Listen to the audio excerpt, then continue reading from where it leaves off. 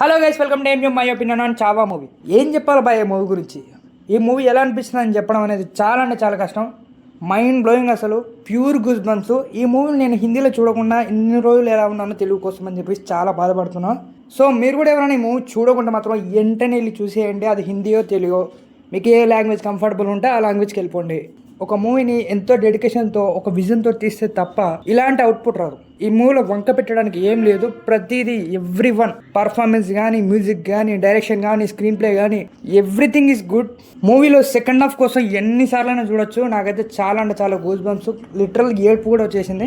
Movie నుంచి ఒక emotion తోటి, ఒక లైట్ హార్ట్ వెయిటెడ్ తోటి బయటకు వచ్చేసాను. ఆ రేంజ్ ఎమోషన్ ఉంటుంది మూవీ మాత్రం. Pure goose bumps.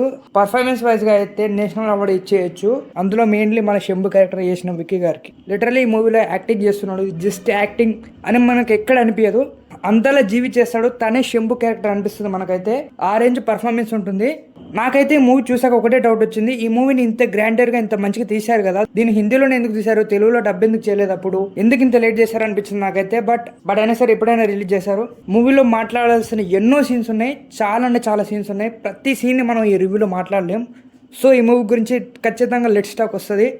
నాకు నచ్చిన సీన్స్ చాలా అంటే చాలా ఉన్నాయి. అండ్ ఆ సీన్స్ని ఎలా చూపించారు అనేది కూడా చాలా బాగా చూపించారు.